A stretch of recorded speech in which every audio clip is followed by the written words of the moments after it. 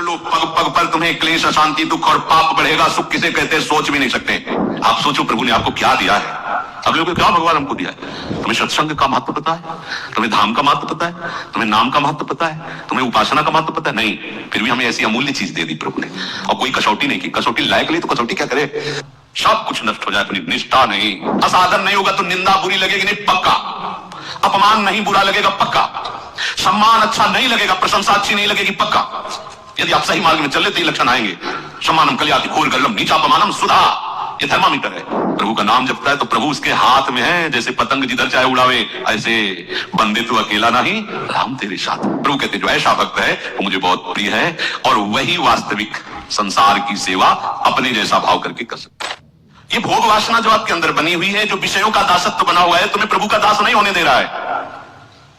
इसकी कसौटी है। एक तरफ हमारे सामने प्रभु है, एक तरफ विषय है। आप विषयों की प्राप्ति में प्रभु को चुनते हैं या विषय को? देखो, चुनना एक तरफ प्रभु, एक तरफ विषय संसार। एक तरफ आपका मार्ग जा रहा है सत्य सच्चिदानंद की तरफ, जिसमें भगवान मिलने के लिए खड़े। एक तरफ जा रहा है धन की, मान की, प्रतिष्ठा की, यश की तरफ, जो आपको दुर्गति की तरफ ले जा रहा है। स्पष्ट महापुरुषों ने जो देखा है उसका वर्णन करते हैं। हम मान चाहेंगे, धन चाहेंगे तो हमारा मार्ग छूट जाएगा। प्रभु की प्रियता सत्य में है, और सत्य त्रिकाल सत्य है। तुम्हारी साधना की कसौटी होगी, परीक्षा होगी, तब पता तुम्हें चल जाएगा तो कि तुम किसके हो। ये बात बहुत बड़ी चूक है। देखो, हरिश्चंद्र महाराज सत्य का आश्रय लेने वाले चक्रवर्ती सम्राट, सत्य अर्थात भगवान का आश्रय लेने वाले। भगवान का नाम सत्यनारायण, सच्चिदानंद रूपाय प्रभु श्री कृष्ण के लिए कहा गया। विश्वोत्पत्त्यादि हेतवे तापत्रय विनाशाय श्री कृष्णाय वयम नमः। सबसे पहला शब्द है सत्य। प्रभु है सत्य। हरिश्चंद्र जी महाराज की सत्यता, दानशीलता, चराचर जगत की सेवा भावना और भगवत स्मृति, इसकी कसौटी के लिए महामहिम ब्रह्म ऋषि विश्वामित्र जी आए। उनका एक बहुत सुंदर वन था। एक विशाल वाराह उसको विध्वंस कर रहा था। मायाकृत वाराह को विश्वामित्र जी ने प्रकट किया। जितने सैनिक थे उसके भयवश भाग पड़े। ऐसा विशाल वाराह, कोई अस्त्र शस्त्र उसके काम नहीं कर रहा था। जाके सूचना दी। तो चक्रवर्ती सम्राट थे, बलशाली भी थे, और का चिंता की बात है। घोड़े पर सवार हुए वहां पहुंचे तो कोई वाराह नहीं। भगवान के महान महिम स्वरूप को जानने वाले विश्वामित्र जी, जिनके चरण भगवान दाबे हैं, चरण चापे विश्वामित्र जी के। विश्वामित्र जी खड़े थे, प्रणाम किया साष्टांग, अहोभाग्य, आज तो भगवान हमारे ऊपर बहुत प्रसन्न हुए। आप जैसे महामहिम ब्रह्म ऋषि के दर्शन हो गए। प्रभु आज्ञा करो, आपकी क्या सेवा करें। घुटनों के बल बैठे हुए, हाथ जोड़े हुए विश्वामित्र जी से कहे, बस राजन, अगर सेवा की बात कहते हो तो घोड़े की लगाम और खजाने की चाबी दे दीजिए। वो हंस पड़े, महाराज केवल 2 चीजें? हाँ, तुम दो तो दिया। फिर 20 भार स्वर्ण दक्षिणा में दीजिए। 20 भार, जितना चाहे। मिथ्यावादी, तेरा क्या रह गया? खजाने की चाबी मतलब मेरा पूरा खजाना। घोड़े की लगाम अर्थात जहां तक चक्रवर्ती सम्राट पद में तूने यात्रा की, मेरा सम्राट पद वही जो चारों तरफ विजय प्राप्त की। हाँ, तो 20 भार स्वर्ण दक्षिणा में। महाराज, मेरी तो बुद्धि चकरा गई, सब कुछ आपका है, ये तो पक्का। अब ये 20 भार स्वर्ण, हमें उपाय बता दीजिए। तो इस राज्य से निकलो, तुम्हारे राज्य की सीमा के बाहर है काशी। काशी किसी राजा के शासन में नहीं, भगवान विश्वनाथ जी की नगरी। जाओ वहां, छोड़ो ये राज्य और बिको, और तीनों के बिकने पर जो स्वर्ण राशि का वो दे दो, हम संतुष्ट हो जाएंगे दक्षिणा। देखो कसौटी। हाँ, सत्य को अपना जीवन बनाने वाले, सब कुछ भगवान का है, हम उनके दास हैं ऐसा मानने वाले, भगवान के भक्तों में श्रद्धा रखने वाले, उनके लिए कोई भी कष्ट, कोई कष्ट नहीं होता। सत्य संध के लिए प्राण चले जाए, सर्वस्व नष्ट हो जाए, पर वो अपने मार्ग को नहीं छोड़ते। हरिश्चंद्र जी ने विश्वामित्र जी को देने के लिए अपने दक्षिणा के लिए काशी में गए। अब चक्रवर्ती सम्राट को कौन खरीद सकता, जानते तो सभी थे। जाओ, कहते मुझे कोई खरीद ले, पर मुझे 20 भार स्वर्ण चाहिए। मेरी पत्नी, उनकी शैब्या पत्नी, बड़ा मतलब कारुणिक प्रसंग है, जो महलों से बाहर कभी किसी ने देखा नहीं। वो बिकने के लिए अपने पति के साथ, देखो उनका पातिव्रता, क्या हारे हो, हम थोड़ी हारी, जाओ तुम्हें जहां जाना हो। और पुत्र रोहित कुंवर, तीनों साथ काशी में बिकने के लिए, कौन खरीदेगा। आज भी हरिश्चंद्र घाट है काशी में, तो वहां डोम स्वरूप में खरीदने वाले आए, कहा कि हमारी पत्नी, पुत्र और हम तीनों के बिकने पर मुझे 20 स्वर्ण भार चाहिए जो दक्षिणा में देना है। बोले उनको तो नहीं खरीद सकता, मैं आपको खरीद सकता हूं श्मशान की रखवाली के लिए। बिक गए। एक ब्राह्मणी ने उनकी पत्नी को खरीदा तो बच्चा उन्हीं के साथ रहेगा, उसने दोनों की धनराशि मिलाकर दक्षिणा विश्वामित्र जी वहां से चले गए।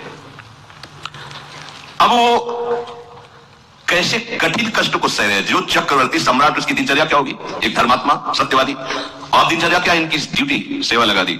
श्मशान में जो भी 100 फूकने आवे उसे कर लेना। और काशी एक ऐसी नगरी है जहां रात दिन 100 फूके जाते हैं। जैसे लकड़ी का टाल लगा रहता है, ऐसे काशी में 100 का टाल लगा रहता है मुर्दों का। 50 चिताएं ऐसे चलती रहती है। घाटों पे तो रहे 50 चिताएं, दशाश्वमेध घाट है, मतलब 50 फूक रहे तो 100 इधर 100 उधर, ऐसी सब। वो महाश्मशान भगवान शिव के तांडव का। चिता भस्माले पो करल मसनम दिग्वट धरो, जटाधारी कंठी भुजग पतिहारी पशुपति कपाली भूतेशो, महामहिम शिव की वो तांडव स्थली है। उसी हट कर हरिश्चंद्र घाट है। सोचो जरा, ऐसा महामहिम चक्रवर्ती सम्राट की सुविधा में पलने वाला शरीर, श्मशान में 24 घंटे की सेवा, भरण पोषण करने वाला मालिक कौन? डोम, उसकी आज्ञा पर। और उनको खाने को सूखे अन्न को, चना जैसे कोई कसौटी कसी जाती है तो हमारा तन नहीं, हमारा परिवार नहीं, हमारा राज्य नहीं, हे नाथ मैं आपका हूं, ये सत्य है तो दिखाओ परीक्षा में कि आपका कुछ नहीं है और आप सत्य का ऐसे पालन करते हैं। जो वहां कर मिलता था उसे जाकर के मालिक को देना और हर समय श्मशान में रखवाली करना। जब विश्वामित्र जी देखा ये तो पूरे के पूरे पास हो गए, मृत्यु को आज्ञा दी, तत्काल प्रारब्ध की रचना बदला जाए और इनके पुत्र को मारा जाए। सांप बन करके मर गया। जिस ब्राह्मणी के आते उसने कहा कि मैं तो खरीद चुकी हूं सेवा के लिए, ये थोड़ी हम तुम्हारे बच्चे के संस्कार के लिए पैसे लगाए, वो एक बार में खरीद लिया, आपको आप करो जैसा करना। हरिश्चंद्र जी महाराज श्मशान में, इसके पास एक भी कोई सुविधा नहीं, क्योंकि बिके हुए पास क्या सुविधा थी? तो मालिक जैसे रखता है वैसे रखना होता है। बच्चे को गोद में लेकर के, अब मां का हृदय तो मां का होता है ना, अंदर से महान दुखी कि कम से कम सही माने में संस्कार तो कर दे। मांगना तो है नहीं स्वभाव में, बिके हुए को मांगने का अधिकार नहीं होता। मालिक की तरफ से कुछ मिलना नहीं। एक वस्त्र था, उसका एक टुकड़ा फाड़ा, बाजार से जाकर जो कुछ धूप आदि, अंतिम समय जो थोड़ा सा। श्मशान में पहुंचे, अपने पति की तरफ देखा और जोर से रो पड़े। उन्होंने नेत्र नीचे कर लिए। हरिश्चंद्र जी ने कहा, सावधान, मेरे मालिक का श्मशान घाट है, यहां अगर अपने बच्चे का शवदाह करना है तो आपको कर देना होगा। रो पड़ी, आपका भी तो पुत्र नहीं, मैं सिर्फ डोम का इस समय नौकर हूं, बिका हुआ, बिना कर लिए आप इस घाट पर दाह संस्कार नहीं कर सकते। उनका स्वामी आपको पता है ना, आप पहचान रहे हो ना, मैं सिर्फ एक बिका हुआ नौकर हूं। अगर आप यहां संस्कार करना चाहती हैं तो आपको कर देना होगा। तो आप ही बता दो ना कि अब कर में क्या दूं? शरीर भी तो बेच दिया है, क्या है? एक पुत्र है, वो भी मृत्यु को प्राप्त हो गया है। आपकी ही सत्यता का पालन करने के लिए सब है, आप ही बोल दो ना क्या करो। तो जितना वस्त्र बचा उसका अगर आधा आप दे दो तो इसी को हम कर मान करके आपको आदेश कर देंगे। लक्षा में श्मशान में रहते थे इसलिए उनके पास अस्त्र था ही, उससे वस्त्र कर के रूप में लिया। देखो कैसी भगवान की कसौटी। अपने लोग कसौटी 100 ग्राम बर्फी में ईमान खो देंगे, प्रभु को भूल जाएंगे।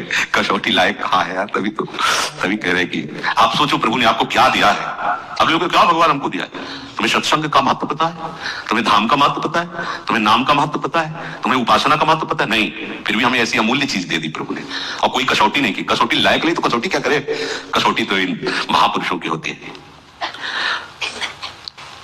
प्रभु सर्वत्र है, मैं धोखा नहीं कर सकता, आपको कर देना ही होगा।